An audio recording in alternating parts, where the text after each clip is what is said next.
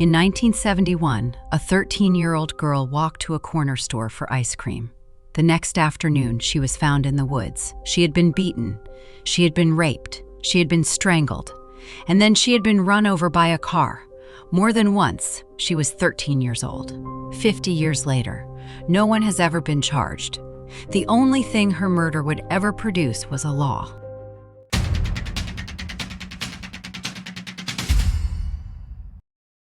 Her name was Kathy Lynn Gloddy. She was 13, and she lived in Franklin, New Hampshire, a small mill town on the river, the kind of place where a child could walk to the store alone and nobody thought twice about it.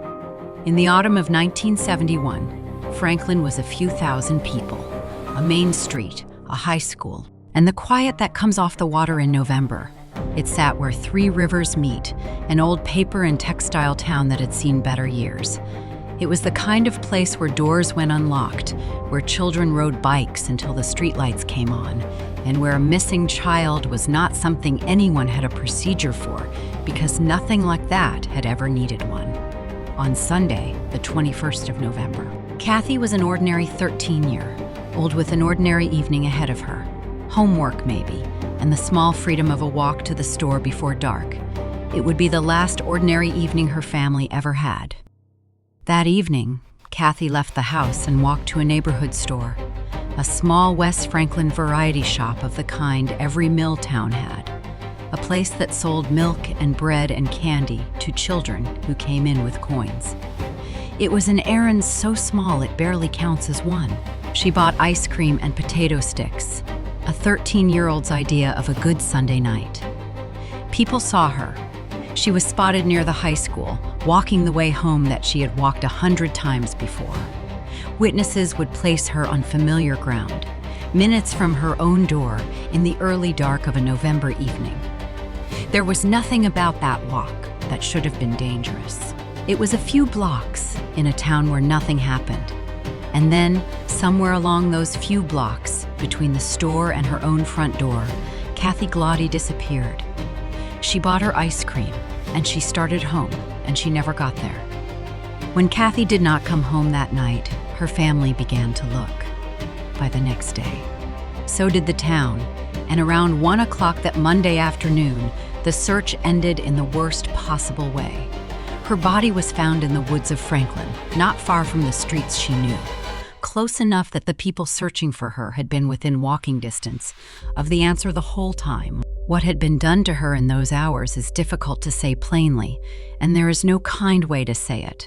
She had been beaten, she had been raped, she had been strangled. The injuries were not the work of a single blow or a single moment. They spoke of someone who had stayed and kept going. And there was one more thing, a detail that has haunted everyone who has ever touched this case. After she was already dead, she had been run over by a car, not once, repeatedly. The brutality of it became its own kind of evidence.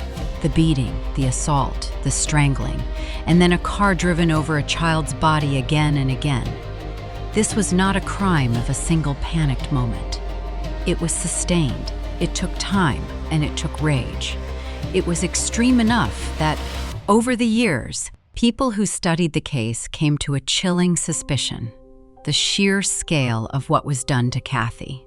The assault, the strangling, and then a car turned into a weapon against a child who was already gone, raised a question investigators could not shake: whether one person could have done all of this alone in the time they had in the dark, or whether more than one had been there in those woods, and more than one had driven away. If that was true, then somewhere in a small town, more than one person knew exactly what had happened to her. And every one of them said nothing. But this was 1971, in a town that had never needed to solve a murder. There was no DNA testing. There were no databases, no profilers, no cold case units. There was a small police department, a horrifying crime, and a community that wanted it to be a stranger. Someone who had passed through and kept going. The investigation did what it could with the tools of its time. Over the years that followed, detectives worked through person after person, People who had been near her that night, people with histories, people the town whispered about over back fences, and never to a badge. Some were questioned more than once. Some were watched for decades. Names came up, and faded, and came up again, until the list of those who might have done it was long, and the list of those who could be proven to have done it stayed empty. And none of it ever became a charge. Not one arrest, not one day in a courtroom for what was done to Kathy Gloddy. Every lead, every suspect, every decade, and the case never moved an inch. There was one moment decades later that looked like it might finally break the silence. In 2006, a man came forward and said he had been with Kathy the day she died. For a breath, it looked like an answer. After 35 years, someone was finally saying out loud that he had been there. But when investigators measured what he said against what they knew about the crime, the things only the killer and the police would know, his account did not fit. The details were wrong. And in time, he took it back. He recanted, and he was never charged in connection with her death. He has since died, and whatever he truly knew, or did not know, went into the ground with him. So the one moment that promised a resolution dissolved into the same fog as everything else. The people of Franklin were left where they had been for 35 years.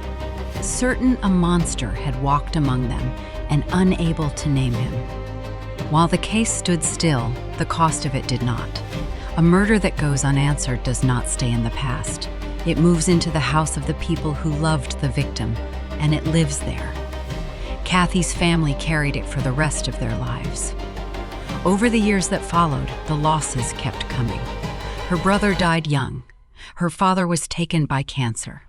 And in 1997, 26 years after Kathy was killed, her mother died by her own hand. A grief that the decades had never once let go. An unsolved murder is often counted as a single death. But the truth is that it keeps killing. Quietly for years inside the family it leaves behind. By the end, it had nearly taken all of them. But it did not take all of them. Kathy's sisters survived, and they made a decision that would define the rest of their lives. If the system could not give them an answer, they would force the system to change.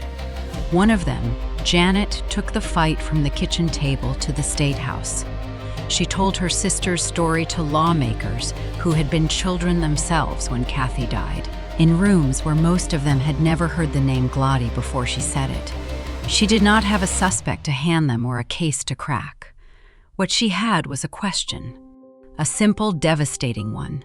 How many other families across New Hampshire had been left exactly like hers, with a murdered child, an open wound, and a file in a drawer that no one was working anymore? She was not asking for Kathy's case alone. She was asking for all of them. And slowly, that question started to move something that 35 years of investigation never had. In 2009, New Hampshire created a cold case unit, a dedicated team inside the state's law enforcement, whose entire job is to work the murders that everyone else had given up on. It exists in no small part because a family from Franklin would not stop asking for it. Think about what that means. A 13-year-old girl walked to a store for ice cream and never came home, and her killer was never caught. And out of that one unanswered crime, an entire institution was built. One that has carried and reopened, and sometimes solved cases that had been cold for decades. Murders that families had been told to stop hoping about have been pulled back open and finished by a unit that might never have existed if a girl in Franklin had made it home that night. Kathy Gloddy never got justice, but because of her, and because of the sisters who refused to let her disappear twice, other families would. Today, that unit carries well over 100 cold cases, decades of New Hampshire's unsolved homicides, missing people, and suspicious deaths, all in one place, all still open. It is staffed by investigators and prosecutors, whose entire purpose is the cases the years tried to bury. Each file is a name, and behind each name is a family somewhere, waiting the way the Glodys waited, for a knock on the door, a phone call, an answer that may still come. Kathy's own file is still among them. After more than 50 years, it has never been closed. The store she walked to, the few blocks home, the woods where she was found, they are all still there, in a town that never got its answer somewhere. The truth about what happened to her on that Sunday night still exists. Someone knew it in 1971. Someone may know it now. The case is open precisely because that someone has never been made to say it. There is a particular cruelty in how ordinary the last thing Kathy did was.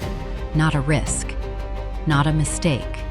A 13-year-old walked to a store for ice cream on a Sunday evening, the way children had always been allowed to, in a town where nothing happened. What happened to her on the walk home should have been impossible there, and the fact that no one was ever held to account for it should be impossible too. Both of them are simply true. Her family could not get her back, and they could not get her justice. So they did the only thing left to do. They made sure that her name would outlast her killer's silence. That out of one girl's unanswered murder, the next family might finally get an answer. The case of Kathy Gloddy is still open. The question it leaves is whether the person who closed it for her is still out there, listening to it stay that way.